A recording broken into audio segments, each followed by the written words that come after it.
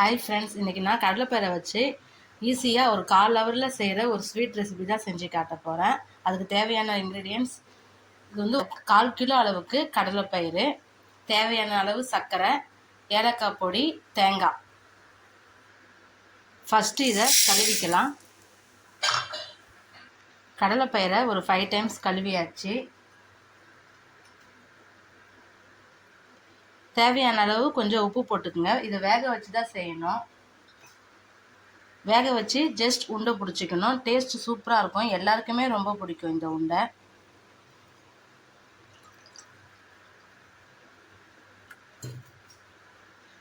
நான் 1 பவுல் கடலைப்பயிறு போட்டிருக்கேன். நல்லா மசிகிற அளவுக்கு வேகணும். அதனால் 3 பவுல் அப்படி இல்லைன்னா 2.5 அளவுக்கு தண்ணி ஊற்றிக்குங்க அதே பவுலில்.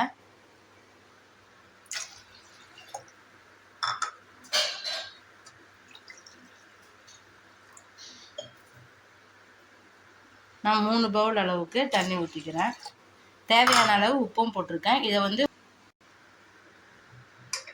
5லேருந்து 6 விசில் போட்டுக்கலாம்.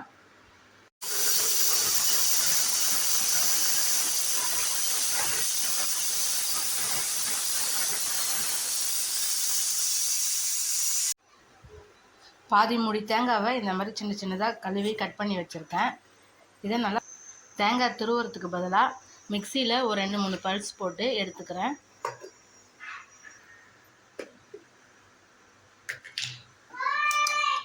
இந்த மாதிரி அரைச்சாச்சு. கடலைப்பருப்பு உருண்டைக்கு தேங்காவை லாஸ்ட்டாக தூவி விட்டால் டேஸ்ட் சூப்பராக இருக்கும்.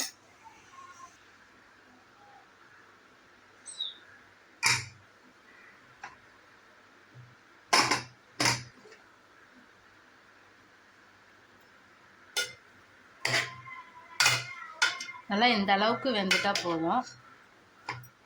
வேறு ஒரு பிளேட்டுக்கு மாற்றிக்கலாம்.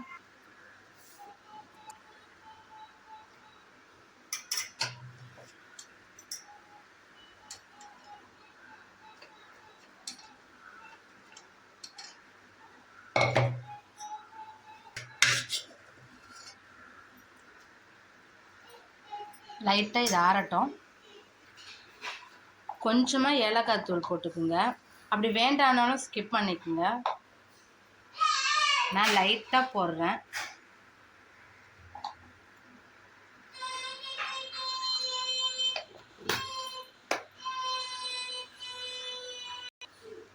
தேவையான அளவு சர்க்கரை போட்டுக்குங்க.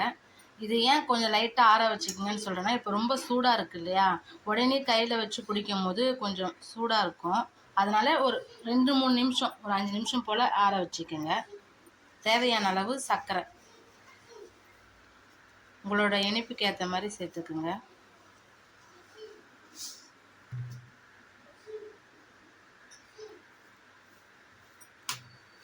நல்லா மிக்ஸ் பண்ணிக்கலாம்.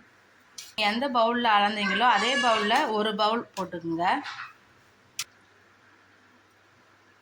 உருண்டை பிடிச்சி தேங்காவில் இந்த மாதிரி ரோல் பண்ணிக்கோங்க.